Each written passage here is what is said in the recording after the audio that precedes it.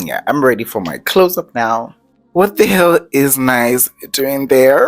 That's not even a valid critique. I could give better critiques than that. What are you doing there? Who the hell cancelled on this gig and made you book it?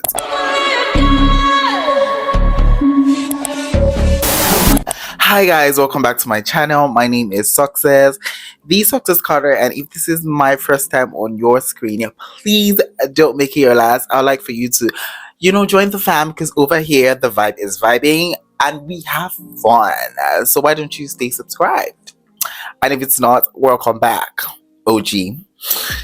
Now today's a rant kind of day, and today I probably didn't even make any preparation, but I just literally wanted to come on here and rant on one of my favorite shows to come out of Nigeria, The Voice Nigeria. So today we are going to be doing, I don't know exactly how many I'm going to be sharing, maybe 5, maybe 6, I don't know, but unpopular opinion about The Voice Nigeria. Now let's just give a disclaimer. This video is about to contain heavy spoilers, so if you haven't seen the episode, I recommend you go check it out on their YouTube page. They always post it, I think, on Saturday, and yeah, you can get to view it on Saturday and whatnot. That's where I personally have been keeping up. So if you don't want spoilers, you might not want to watch this, because this contains certain results of certain battles or knockout stage. So yeah, let's just get that out of the way. The Voice Nigeria is literally one of my favorite shows, and I don't know, maybe you want to be on it one day, but that's not the point. I started watching The Voice from the previous seasons, up to maybe even season 1. So we're a fan here, and I literally have just picked up and noticed some things, and I thought, oh, this might be a fun video to share for other people that actually watch the show. Maybe you can actually kind of relate to what I'm feeling, or tell me if it's true or if it's just me, because sometimes I might just be overthinking stuff. So if there's something that you actually resonate with, drop it in the comment section and let's just talk it out. So without further ado, let's just get right into the video and the facts. Now, first of all, my first unpopular opinion would be the fact that the show is probably overproduced, in that if the production or if the judges kind of like you as the, what do you call that, at the blinds, if they like you at the blinds, there's a higher probability that you are going to go to the lives.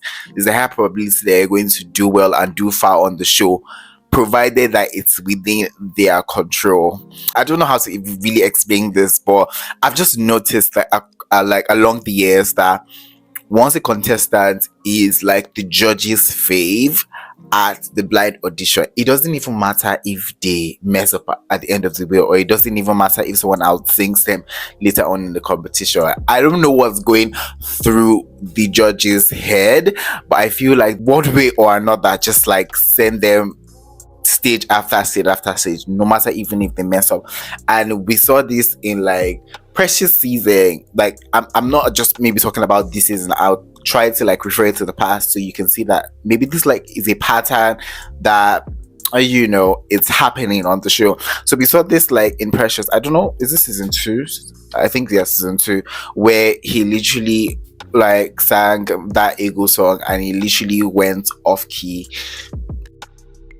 Somehow he still managed to move on to the next stage. And at the end of the day, The Voice is a competition about the voice, about what you bring now, about not your past glory, what you are able to bring now.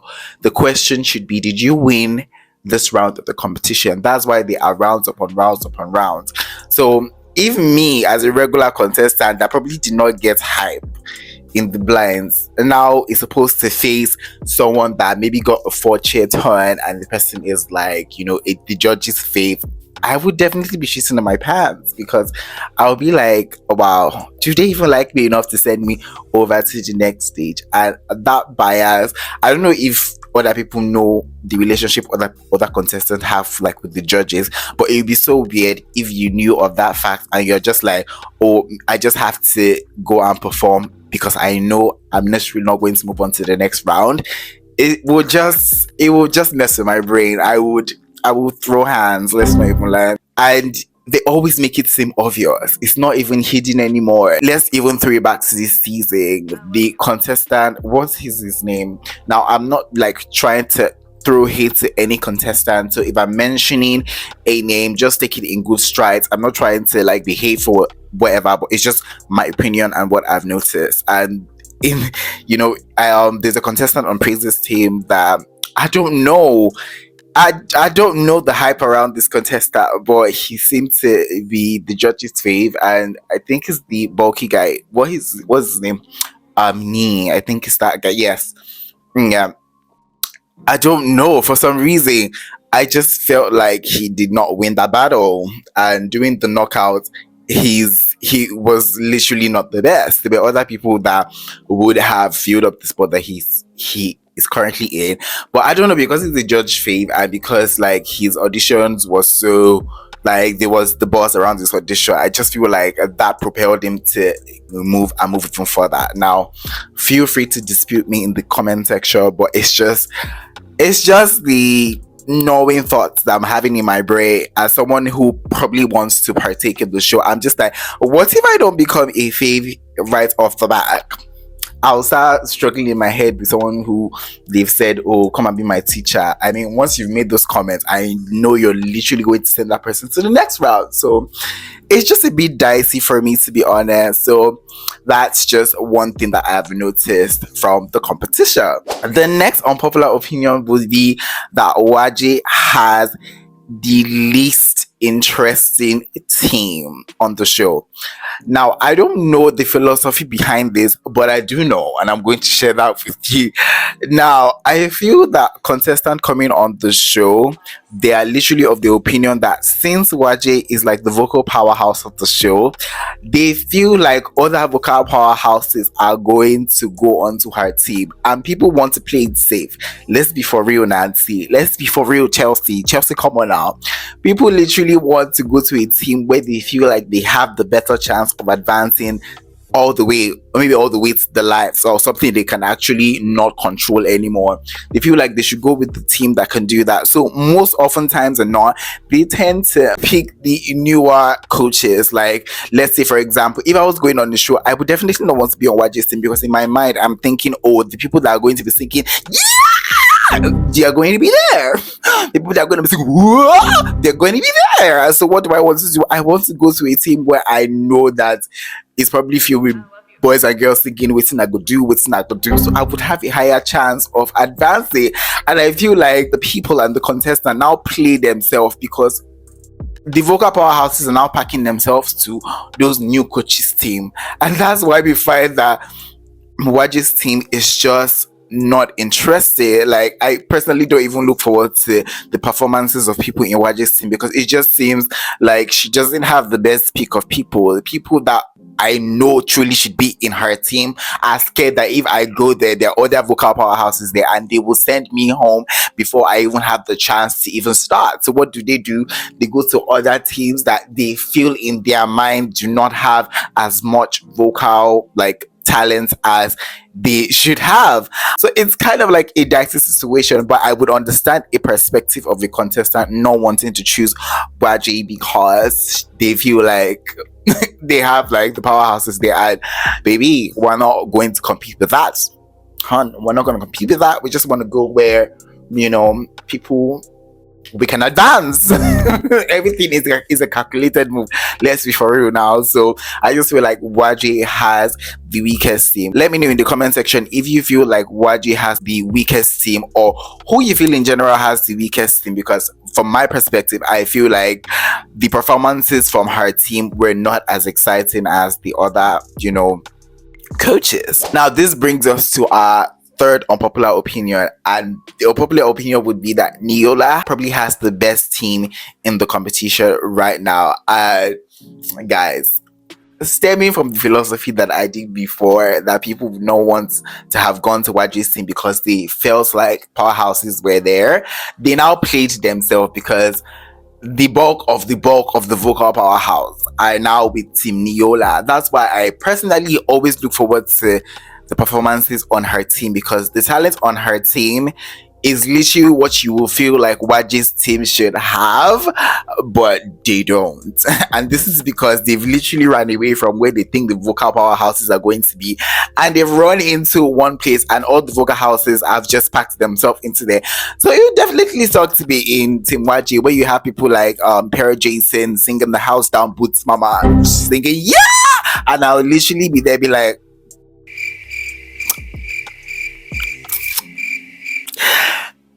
I played myself. Maybe I should maybe have gone to Team Waji.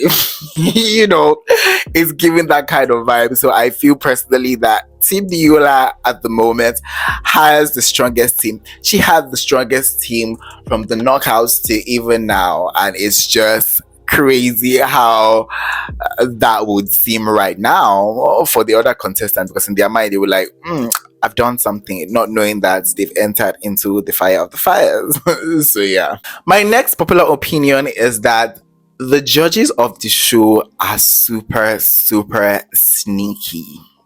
They are super sneaky, and they will steal a talent they feel like they should have at any given opportunity. And we saw this at the knockout, where the judges, especially Niyola and Praise, I don't know who taught them this trait, being that it's their first time on the show. They literally were super sneaky. I think Nesusi was being kind of sneaky too, but I noticed it more with like Niyola and Praise, and instances where, oh, this was a girl. Oh, I forget her name now. I forget her name, but literally, they were. Niyola was like, "Oh, but you didn't really do this well. You were really straining. You kind of went off in a key or two, and they kind of played into Waji's head, and Waji let that talent go, and immediately she let that talent go. Baby, they were like, we're gonna steal her. we're gonna steal this talent, and she was. And I think I saw the same thing with NATO, and I saw the same thing with Praise. They were just being super, super sneaky. I low-key was living for it, because I was just like, you know what you were doing. And I think they now tried it with one more person, but Waji clocks that they were being super shady, and she was like, you know what, you're just gonna go straight to the next round. And I was like, yes. And knowing that she was like the first team to perform, I think other people now learned from it, and that didn't happen as much when other people were performing. But for Waji's team, it was interesting. But for Waji's team, it was interesting to see that the other judges were playing so sneakily just to get the talent that they did want. So yeah, that is something to note, that the judges on the show super, super sneaky. My next unpopular opinion would be somewhat controversial, and I probably didn't want to add this to the list, but I definitely am going to add this to the list, because it's literally like the elephant in the room, and people are literally saying it, even in the comment section or whatever. And that is, what the hell is Nice doing there? What the hell is Nice doing there? I'm just like, no. And the fact that he says the most out of pocket stuff just bothers me. Like, he will say something like, small body, big age. Or, and it's just like, that's not even a valid critique. I could give better critiques than that. What are you doing there? It's just like, what do? I'm just like, no. And in my head, I'm just like, who the hell cancelled on this gig and made you book it? Because it's giving that kind of vibe. It's giving that if someone cancelled and I booked. And I know that he's just like a substitute for, NATO C. I don't know if he's coming back on the show or whatnot. But I'm just like, there were better alternatives to kind of push there that would, bring more life in terms of like critic.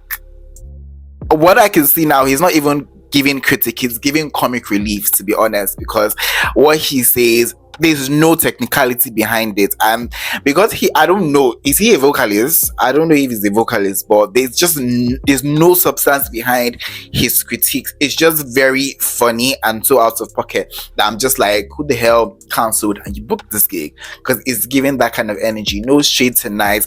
I think he's an amazing artist, but for the voice, Chelsea, come on now. You could do better. There are 1,001 artists. I mean, what happened to Chike? What happened to Rikasani? What happened to, all this vote? What happened to, I mean, you could have done better. And I don't know, Sha, but it's just something to keep at the back of your mind because it has been bugging me. Anytime he gives critique, I'm always like, what? Who the hell thinks of this thing? Like, even Patoranking wasn't no shade to Patoranking, but even Patoranking wasn't saying this thing. So I'm just like, I'm a bit torn. So yeah, guys, I think that's all the unpopular opinion I have to today. But I would like to throw out two more controversial opinions that I do have. The first one is Quinton should definitely have moved on to the next round. And that's what I said before. If you had like boys doing your blind audition, you're most probably going to go far because Quinton, I don't know if I'm pronouncing that name right, but Quinton, he did so well. He gave us performance. He gave us everything and more. And guess what? They chose someone like, I'm not trying to bash her star, who did not give as good of a performance than him a chance to advance. And that just to me felt super shady because I don't know what maybe he was trying to play at. We're trying to literally judge the performance here, and you're saying that you believe in what somebody can do. No, we're not judging the potential, we're judging what you have delivered here. And this even mirrors down to the macho guy that does, I think it's opera or operatic like songs. He literally missed his cue and literally went off and literally was not even singing, and somehow YJ chose to advance him. Like, to me, it's just, I don't know what that is, but it's the voice. It's what you deliver right now that we're supposed to judge you on. So imagine my face maybe when I deliver a good song and someone who has delivered like a half-hearted song gets to advance and I don't. I will be mad. I can't even like more. I'll be so upset. The final unpopular opinion that I would like to say that probably would trigger all of you is the fact that that Emmanuel guy on the show actually won that battle against Gideon. And I don't even want to try and argue with you in the comment section because I mean I watched that clip over and over again, and let's be for real, if you were to choose one person according to tone, delivery and what have you, that Manuel guy won fair and square over the Gideon guy. And I'm guessing that's why Niyola did not want to let Gideon go because, like I said before, the buzz around your blind audition is going to determine how far you go in the show. So I'm guessing she did not want to let him go. That is why she saved both of them. But to me, as a contestant, that will rub me off the wrong way because why are you trying to save two people and the other people don't even have the chance to come back in the competition? That is so selfish, and I feel like it's because of Gideon that she did that, because Manuel won that fair and square. Now, if she believed in his talent, then she was supposed to let one of them go, and all of them are supposed to have like an equal chance to fight to come back into the competition. But no, she said, no, we're gonna save my favorite faves today, and she did that. Now, no one from her team has the opportunity to come back. I feel that's just selfish, to be honest. So yeah, I don't know. What do you guys think? Let me know in the comment section, because yeah, that just really rubbed me up the wrong way, because I'm just like, now nobody has a chance to fight to combat. It's just yeah. So yeah, that is all the unpopular opinion that I do have today. The show is far from being over. I'm still a diligent watcher, and there are just some certain things that I'm going to continue to be picking up on. So I think there's going to be another part to this video or stuff. So let me know what unpopular opinion you do have of the show.